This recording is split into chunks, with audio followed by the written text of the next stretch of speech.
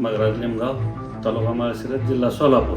कुस्तीत असं बोललो की आमचा मोठा भाऊ कुस्ती खेळत होता. त्याच्यानंतर त्याने बंद केल्यानंतर आमच्या थोरल्या भावानं मला तिकडं तालमीकडं वळवल्यानंतर नानासाहेब मगर म्हणून आमच्या गावातले पैलवान होते.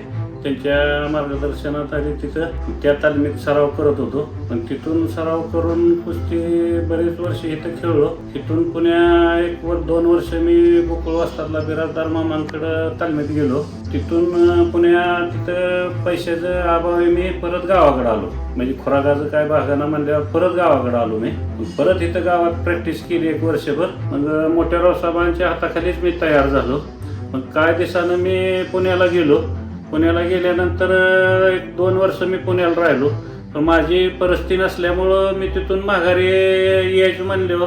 मग मला पटऱ्यांना म्हणून ते मला 1 महिन्याला 500 रुपये आणि 5 किलो तूप देत होते. पण त्यांच्या ह्यानं मी तिथं राहिलो.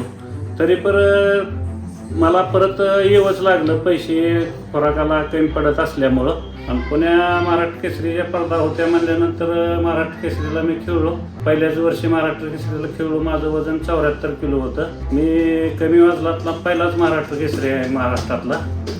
नगरला स्पर्धा होत्या आणि तिथं फायनलला सोलापूर जिल्ह्यातलाच बाला रफिक म्हणून आलता.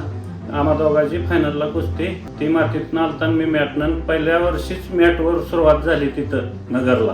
तेव्हापासून माझ्यापासूनच मॅटवर महाराष्ट्र केसरीची सुरुवात झालेली आहे. आता काय झालं, बाला रफिकची माझी अकलूजला कुस्ती सुरुवातीला लागली. त्याच्यानंतर मी त्याला तिथं हरवलं. परत सोननला ती खेळला माझ्याबरोबर, मला हरवलं आहे म्हणून मी तिथं बी हरवलं. पुण्यात सोलापूरला थिएटरवरला कुस्ती लागली आमची, तिथं मला त्यानं हरवलं.